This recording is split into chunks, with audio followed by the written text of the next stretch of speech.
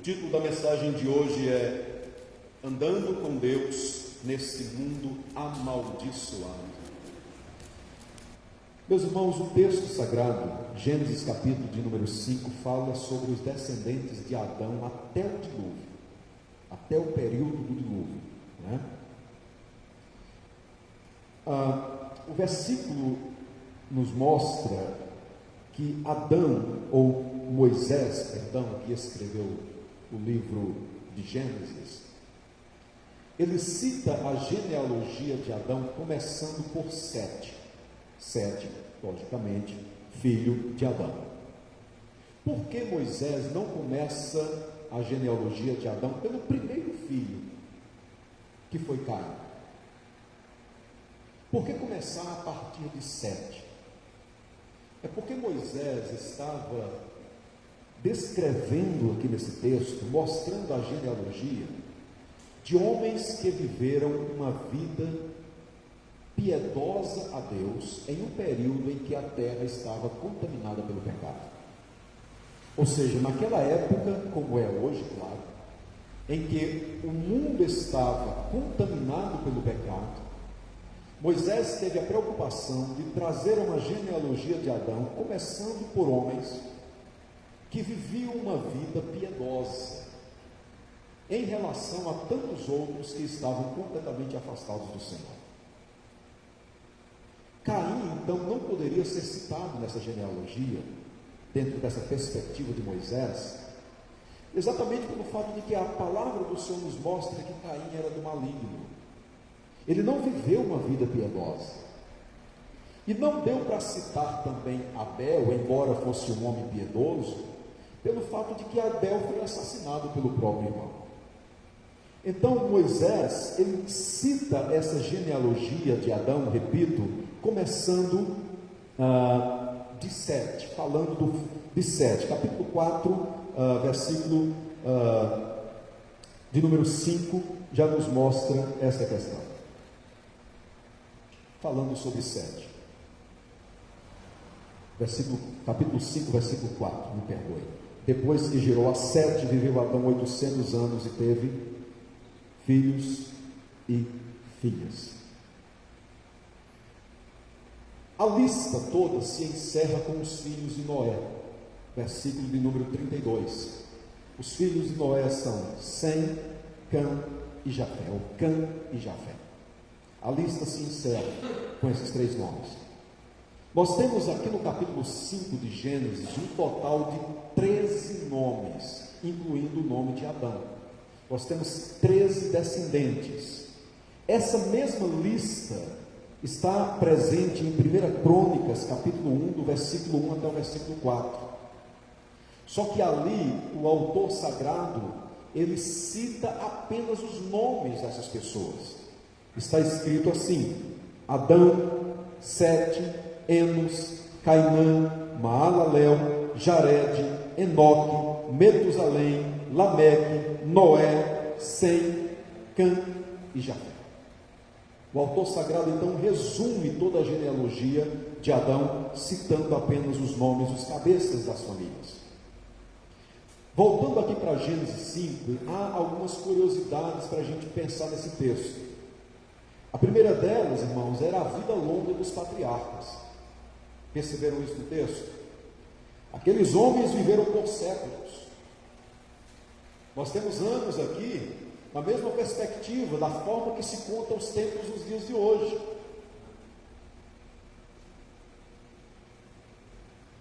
Metusalém, por exemplo, foi aquele que teve a maior longevidade de vida. A palavra do Senhor nos mostra no versículo de número 27, que ele viveu 969 anos.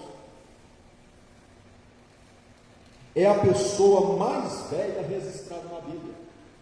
969 anos. A idade do primeiro filho também foi bastante elevada. O mais jovem a ter um filho foi Maalalel, versículo de número 15. E ele tinha 65 anos quando gerou seu primeiro filho. Dá para imaginar isso? O mais velho foi Noé. A Bíblia registra os 3 filhos de Noé quando Noé tinha 500 anos. A vida era longa naquela época. A gente vai observando também no texto uma redução na idade do primeiro filho ao longo dos tempos, ao longo das gerações. Por exemplo, Adão teve 7 filhos, 7 aos 130 anos. 7 teve Enos aos 105. Enos teve Cainã aos 90. Cainã teve Maalalel aos 70. Maalalel teve Jared aos 65 anos de idade. Só que isso não é uma regra. Depois a gente percebe que outros tiveram filhos com um pouco mais de idade. Mas a gente vai percebendo também a redução nisso.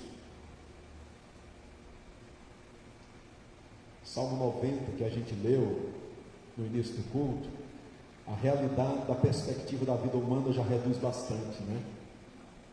Os anos da nossa vida sobem a 70, olha a redução. Ou em havendo muito vigor, a 80. Nesse caso, o melhor deles é canseira e enfado. A palavra do Senhor não está ali no Salmo 90 determinando até que idade o homem vai viver, mas está mostrando uma realidade muito clara: o homem tem um fim nessa terra.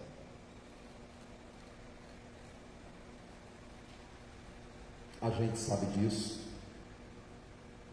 mas nem sempre é bom ouvir isso, né?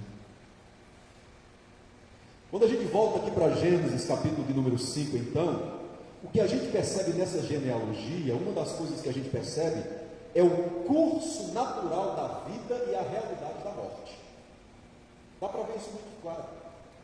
Em praticamente todos os versículos, a gente percebe que a vida está seguindo o seu curso natural. Como assim, pastor? É recorrente as palavras gerou, depois teve filhos e filhas, e em seguida morreu. Fulano gerou a Beltrano. Depois que fulano gerou a Beltrano, teve filhos e filhas. Os anos todos da vida de fulano foram tantos e morreu. Esse é o curso da vida.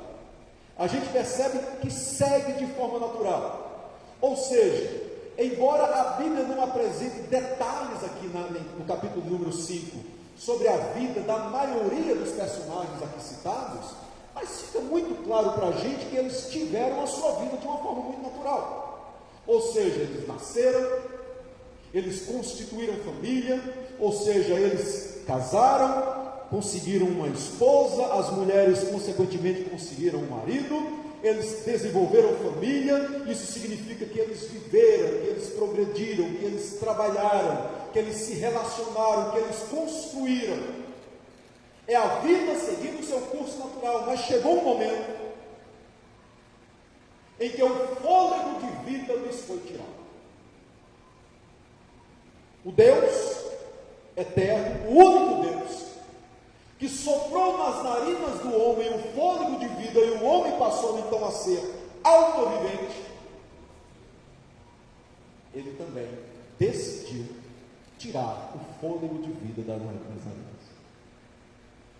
E aí cada um deles morreu. Meus amados irmãos, no livro de Hebreus, capítulo de número 9, versículo 27, na carta aos Hebreus, está escrito que aos homens está ordenado morrerem uma só vez. Então a notícia para mim e para você é que um dia isso vai acontecer com a gente. A vida segue o seu curso e a morte é uma realidade. Uma só vez. Tendo em vista que a Bíblia diz em Hebreus capítulo 9, versículo 27, que ao homem está ordenado morrer uma só vez. Isso significa que não adianta ninguém esperar em uma reencarnação, porque a Bíblia não fala sobre isso. Ao homem está ordenado morrer uma só vez, vindo depois disso o juízo. A morte é uma realidade. E ela é uma sentença divina ao pecado humano. É por causa disso que o homem morre. Porque Deus aplicou um julgamento no homem em virtude do pecado. Gênesis capítulo de número 3, versículo 19. A palavra do Senhor nos mostra exatamente isso.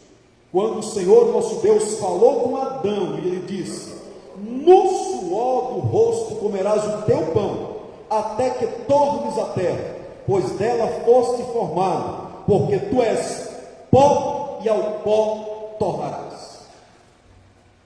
O Senhor nosso Deus estava decretando para o homem, para Adão, e consequentemente para toda a sua posteridade, a morte física. E isso aconteceu com Adão. Não exatamente naquele momento, mas Gênesis capítulo de número 5 mostra para a gente que Adão morreu. Irmãos, sempre que alguém morre, a Bíblia está se cumprindo. Sempre. Todas as pessoas, todos os dias, morrem centenas, dezenas, centenas e milhares de pessoas no mundo. Todos os dias que alguém morre. Gênesis 3, 19 está se cumprindo.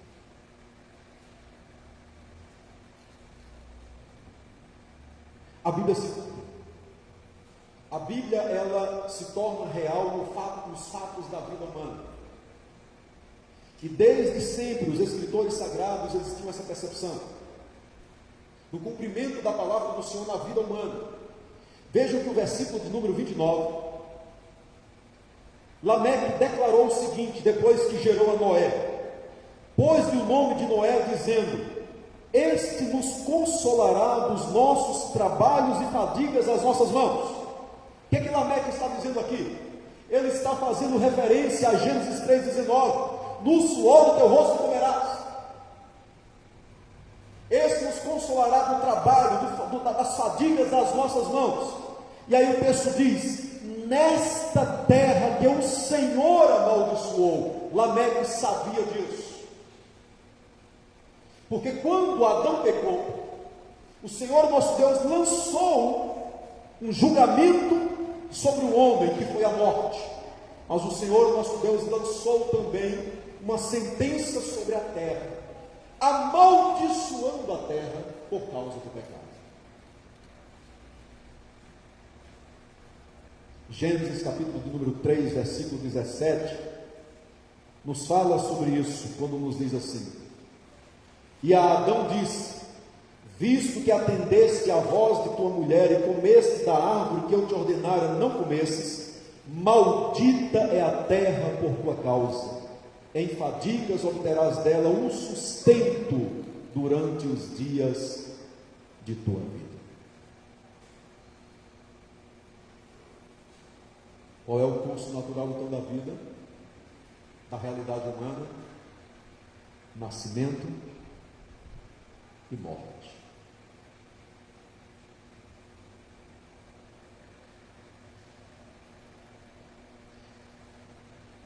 Mas como viver nesse meio termo, nesse período de tempo?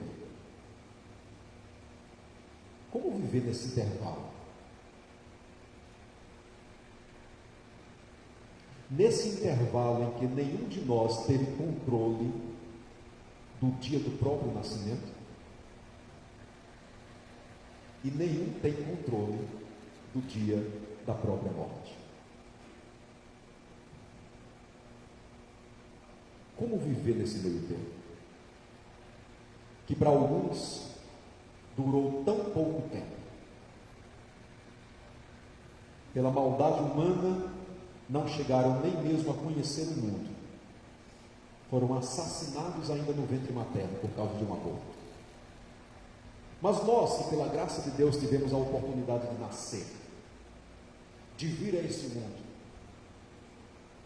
e que estamos aqui e agora, como devemos viver durante esse intervalo de tempo que o Senhor mesmo planejou para cada um de nós. Você já parou para pensar nisso? Será que toda a nossa vida se limita a viver de uma forma em que a gente fica pensando nesse transcurso natural? Nascemos, vivemos em família, desenvolvemos a vida, estudamos, trabalhamos, casamos, enfim, a vida é essa. Conquistas, planos, sonhos, realizações. Será que tudo que diz respeito à nossa vida se limita, repito, a nascer, crescer, trabalhar, viver em família, estudar, ganhar, perder, sorrir, se alegrar, plantar, colher, negociar, amar, odiar, ter coragem, ficar com medo? É isso que se limita à vida humana? Viver todas essas coisas até um dia em que o fôlego de vida me será tirado.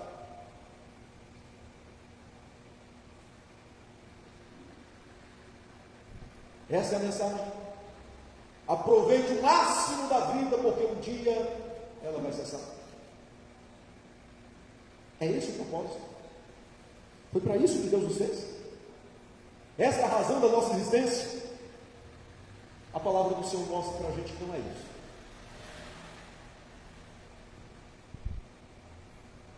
Muito pelo contrário. A palavra do Senhor nos mostra que Deus nos fez para que nós andássemos com Ele nesse mundo amaldiçoado. Sim, porque o mundo em que vivemos é um mundo amaldiçoado, por culpa nossa, pelo pecado que o homem cometeu. Mas o propósito de Deus, o fato dele nos permitir a existência, de nascimento, de estarmos aqui até agora, é para que andemos com Ele nessa terra que o próprio Deus amaldiçoou. Amém? E Enoque, citado aqui em Gênesis 5, é um exemplo de quem andou com Deus nesse mundo amaldiçoado. O versículo de número 22 nos fala sobre Enoque. E a gente percebe que Enoque também viveu a vida simples como todas as outras pessoas viveram. Ele teve filhos e filhas. Ou seja, ele desenvolveu a vida comum, a vida cotidiana. Um homem que trabalhou, que constituiu família, que viveu todas essas questões da vida que todos nós vivemos, que com certeza se alegrou muito e chorou bastante, sofreu muito, mas há um diferencial aqui.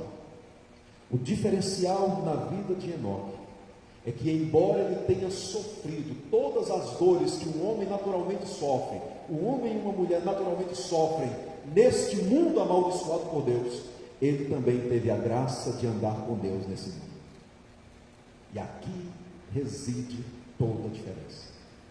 Enoque andou com Deus. Ele foi um homem que procurou viver uma vida santa quando estava inserido em uma geração corrompida. Ele foi luz em um mundo de trevas. Ele foi sal em um mundo de podridão. Enoque, de fato, andou com Deus. Ele foi um homem capaz de se manter firme em seus propósitos, em suas convicções, de amar a Deus e de andar com Deus, contra toda a impiedade e perversão que acontecia naquela época. Lembremos, meus queridos irmãos, que estamos em Gênesis capítulo 5. No capítulo de número 6, Moisés já vai apresentar como a maldade humana estava se multiplicando sobre a terra. Então não se multiplicou a partir de Gênesis 6. Enoque viveu em uma geração em que a maldade humana era abundante, mas mesmo assim ele foi um homem que pôde viver com Deus, amar a Deus, glorificar ao Senhor através do seu estilo de vida. Enoque foi alguém que pregou justiça, que denunciou o pecado, que acusou as injustiças que estavam acontecendo em sua geração. Sobre ele, Judas, escrevendo a sua carta, nos versículos 14 e 15, nos diz o seguinte: quanto a estes, foi que também profetizou Enoque, o sétimo depois de Adão, dizendo: eis que vejo o Senhor entre as suas santas miríades, para exercer juízo contra todos e para fazer convictos todos os ímpios acerca de todas as obras ímpias que impiamente praticam e acerca de todas as palavras insolentes que ímpios pecadores proferiram contra ele. Enoque foi um homem que não ficou calado, que não silenciou diante das injustiças que ele estava vendo na sua cidade. Ele realmente andou com Deus. O versículo de número 24 de Gênesis 5 nos mostra, irmãos,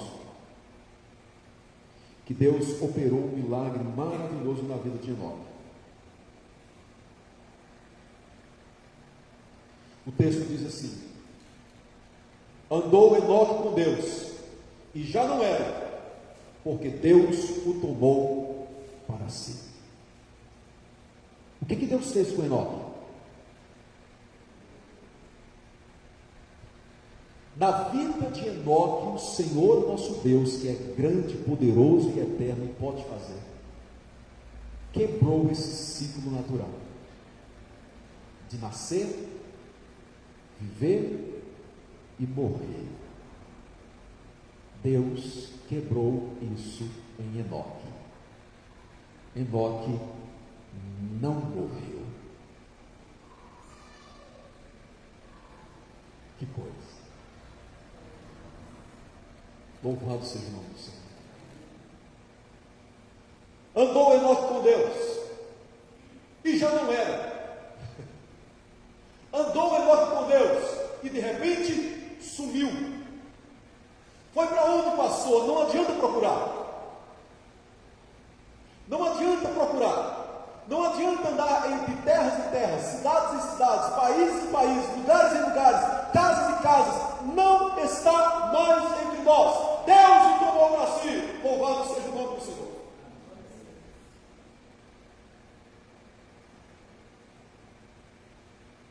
Na carta aos Hebreus, capítulo 11, versos 5 e 6, diz assim: pela fé, Enoque foi trasladado para não ver a morte. Não foi achado. Não foi achado. Não adiantava procurar por Enoque. Não foi achado, porque Deus o trasladara, pois antes da sua trasladação obteve testemunho de haver agradado a Deus.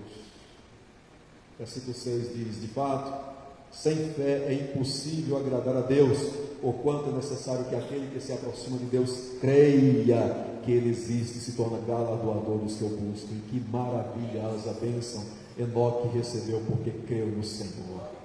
Exaltado seja o nome do Senhor. Andar com Deus neste mundo amaldiçoado. Enoque andou com Deus e não provou a morte. O nosso Senhor e Salvador Jesus Cristo andou com Deus e provou a morte.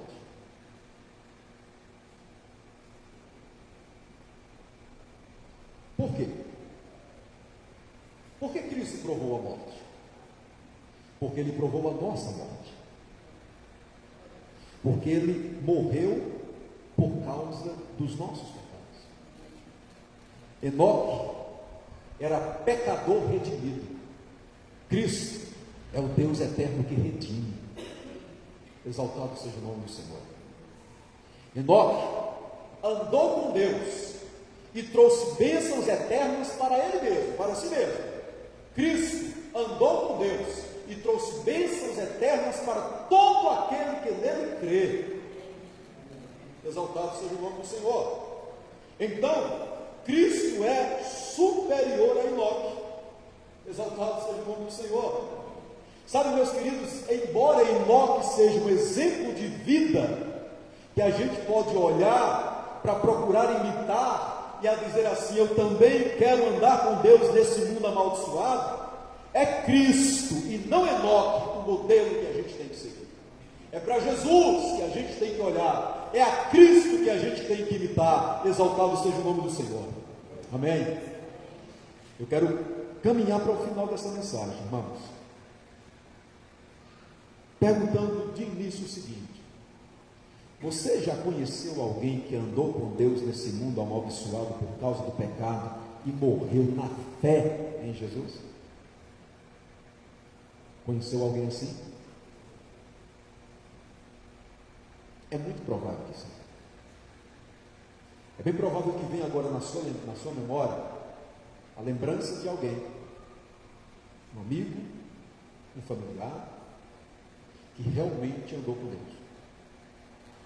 Um irmão nosso em Cristo Jesus, que já sentou, não nessas cadeiras, ou nos bancos mais antigos da igreja, e que realmente teve uma vida, irmão ou irmã, e que realmente teve uma vida de alguém que andou com Deus e viveu para a glória do Senhor nesse mundo.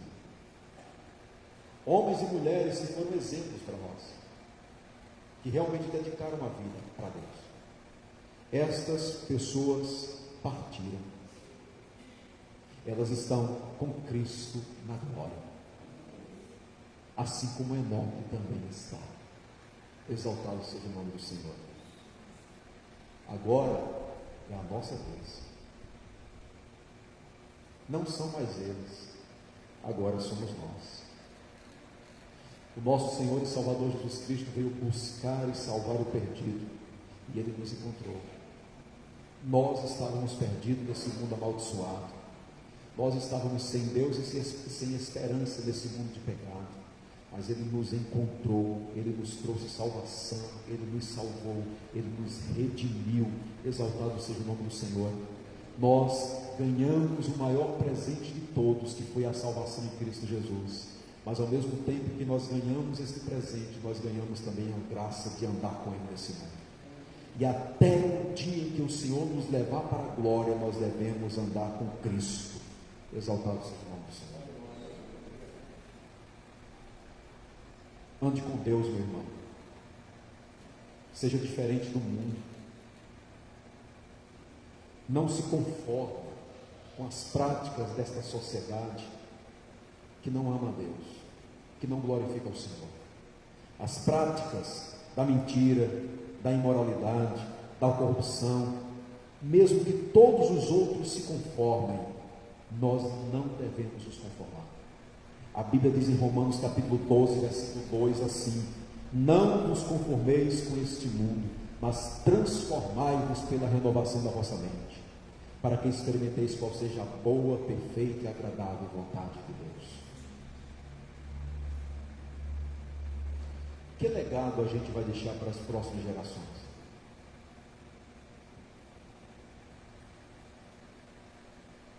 O que é que a gente vai deixar para os que vão vir, para os que vão chegar? Quando a morte chegar, e ela vai chegar, o que é que as pessoas vão falar sinceramente sobre nós em nosso velório? Não é para nós, né? É sobre nós. O que é que elas vão falar sinceramente sobre nós?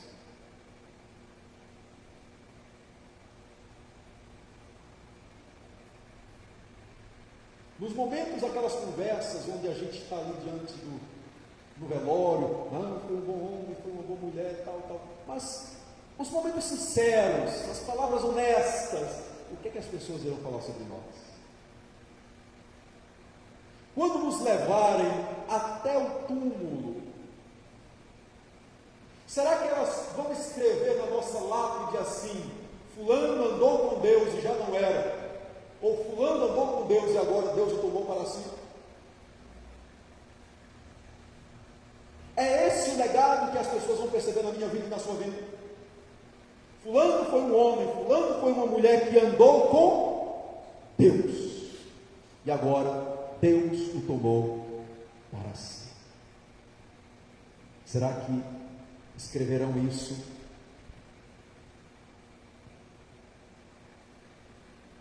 A Bíblia diz que os anos da nossa vida passam rapidamente. A vida, irmãos, é breve.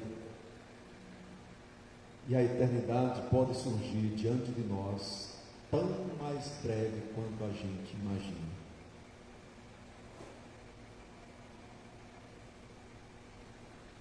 Você está preparado para a eternidade?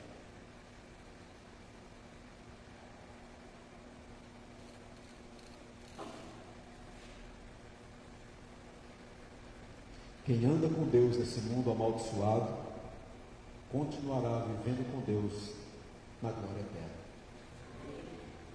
Amém? Continuará. Então, o grande convite de Cristo para todos nós essa noite é: segue-me. Segue-me.